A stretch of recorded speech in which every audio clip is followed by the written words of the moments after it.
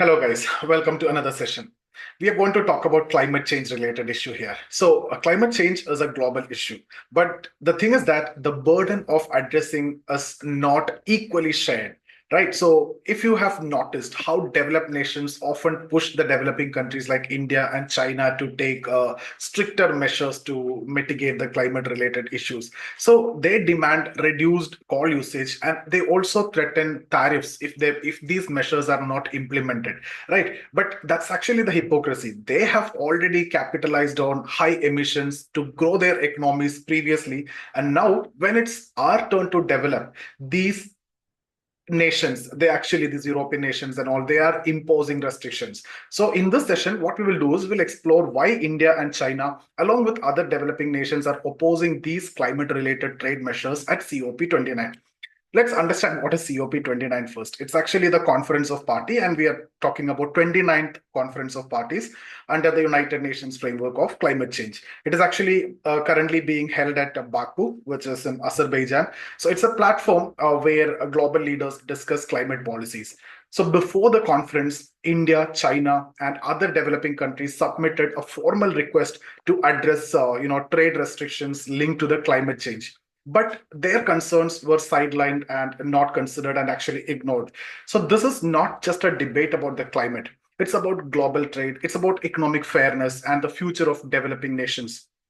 So one of the major issues at COP29 is the European Union's Carbon Border Adjustment Mechanism, CBAM. So here onwards, I'll talk about this term, CBAM.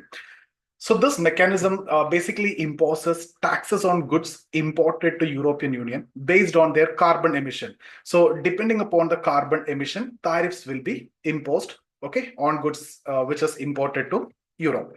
So for example, if a steel produced in India, which is emitting more pollution or creating more pollution than the EU standards, it faces heavy tariffs. So what does this imply, or this makes Indian goods less competitive in the European market, and that is actually going to benefit the European industries because more tariffs will be imposed on the imports, so our products won't be competitive in the European markets and their industries will get the advantage. So if you see, the European Union claimed this as basically to promote greener production method, but what is the reality? The reality is it is protecting their industries under this label of environmental responsibility, environmental protection, and all those things. So let's look at the impact of this on developing nations. See, guys, the CBAM, it is disproportionately affecting the developing countries. Now, if you see nations like India, China, which are still in the process of industrialization, we are comparing it with those countries who have already industrialized, right? So we are in the process of industrialization and actually lack the resources to immediately transition to green energy. But if you look at the developed nations, industrialized countries, they demand greener production. They are not willing to fund this transition or share advanced technologies. So neither they are willing to fund the project, nor they are willing to share the advanced technologies which they have developed over a period of time. And what is the result? The result is developing nations face reduced exports because of this imposed tariff on imports due to this greener standards and everything. So that a slower economic that result into slower economic growth and also limited opportunities to improve the per capita income for their citizens. Now, this is completely unfair, right? Let's look at the unfairness of climate related trade barriers. If you see international agreements like the Paris Agreement of 2015, which emphasize that climate policies should consider economic and social impacts, yet mechanisms like CBAM contradict these principles. So how here the policies considering the economic and social impact here? So when you are imposing restrictions, developed nations essentially punishing the developing countries for their slower transition to green technologies, and for them it is natural that they are going to take some time, and there is a natural cycle also to shift to that green technology. Developed countries or the industrialized countries, they have already passed through that different stages. So this is actually violating the spirit of global cooperation, and it's actually shifting the economic burden disproportionately onto the nations that have historically contributed far less to global emissions. emissions. So if you compare the historical contribution towards the global emission, it is the developed countries who contributed more in terms of emissions compared to the developing countries. Okay, now let's look at the rising tensions at COP29. So when we talk about this, India, China, Brazil, South Africa, basically, representing the basic group, not the BRICS. These are subset of BRICS actually. So basic group. They requested an open discussion on CBAM before addressing other climate issues. But their request was sidelined, as I discussed before, or ignored. And this reflects a broader trend where developed nations dominate the narrative, sidelining the concerns from the global south. But at the same time, if you see climate change is a shared challenge, these trade measures are causing divisions and threatening global trade and disrupting supply chain. And that is against the developing countries' interest also.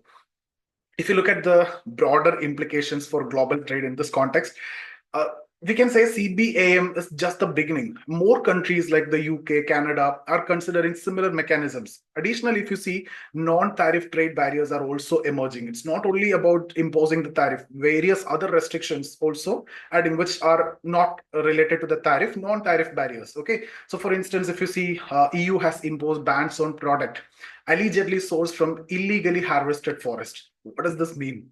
So such kind of measures further restrict exports from developing countries. So ultimately, what they are trying to do is preventing exports or imports from the developing countries to their country, and by imposing tariff barriers, at the same time non-tariff barriers in the label of greener environment and protecting environment and all those. So here, what is illegally harvested forest? Okay, so guys, combined with initiatives like the U.S. Inflation Reduction Act, which basically subsidizes domestic industries, these policies create an uneven playing field for global trade. So we are again coming into a very competitive situation, and they are getting that competitive advantage. Now, if you look at the risk to global supply chain in this context, climate-related trade measures also threaten the global supply chain drastically. So today, manufacturing is a collaborative effort involving multiple countries. For example, if you talk about a smartphone, might have components made in China like semiconductors and other things, and some will be in India and some will be in Europe. So if a natural disaster disrupts production in one country, the entire supply chain collapses. So to avoid such risk, developed nations are relocating industries closer to homes and further again marginalizing the developing countries. Now, what could be the fair solution for this? See, developing nations are not against combating climate change. So when we talk about China, India, although they are arguing against all these proposals, it doesn't mean that they are against, combating climate change. Basically, the developing countries are advocating for a fair solution, such as financial aid and technology transfer from the developed countries. So we cannot talk about equality all the time. We need to consider equity. Right? So if the EU and others are truly committed to sustainability, they should assist nations like India, China in the transitioning process and to transition to greener technology rather than imposing the punitive measures. So they should provide the technology transfer, and they should give the financial support, because those are the countries who got maximum advantage through the emissions before, historically emission. So what is the path forward? It must be a balance between an environmental goal and economic fairness. So what we can sum up or what we can conclude is the climate crisis demand global cooperation and not division. It is not about creating conflict and issues between developed and developing countries. We need cooperation. So policies like CBAM, when we talk about it looks like a progressive policy, but they risk creating economic disparities, and it can create trade wars between developed and developing countries. And the real solution lie in collaboration, cooperation between developed nations and developing nation. So what developed nation should do? They must take responsibility for their historical emission and support developing nations in their green transition. So it may take some time. So support either in terms of fund or in terms of technology transfer or the combination. So guys, let's hope for for a future where climate change negotiations foster unity rather than discord and division. So that's all about this session. Thank you so much for watching. See you guys in the next video.